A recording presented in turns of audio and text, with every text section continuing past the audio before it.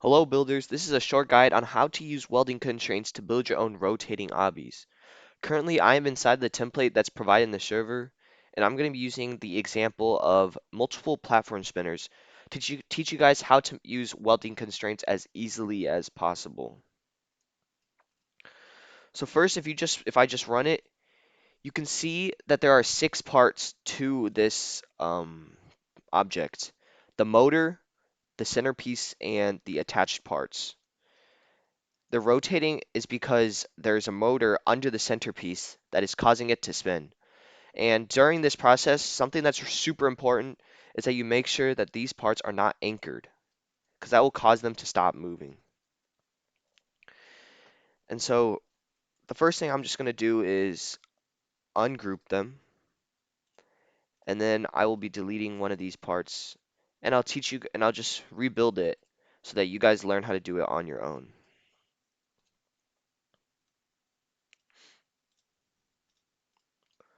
All right.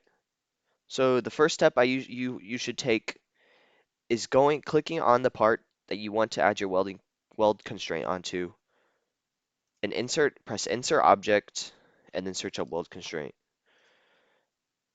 and then click weld constraint. And if you scroll down, you'll see part 0 and part 1.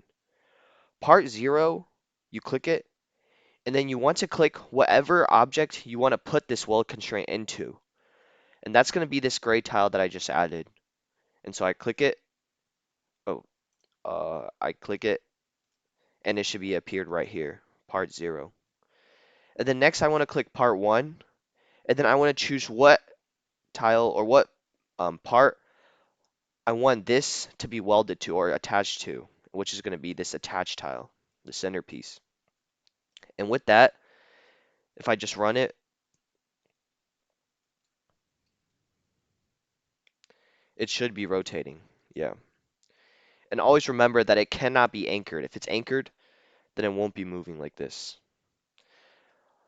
Lastly, I also want to show you how you can make this spinner go even faster. And so click the motor.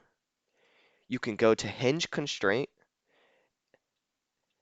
and then by changing this angular velocity part, you're able to edit how fast you want it to spin. So if I do 10 and play it, then it should be rotating probably 10 times faster than it originally was.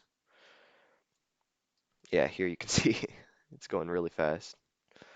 All right, thank you guys for watching this tutorial, and I hope you guys make more unique and cooler obbies with this new welding constraint thing you might have learned.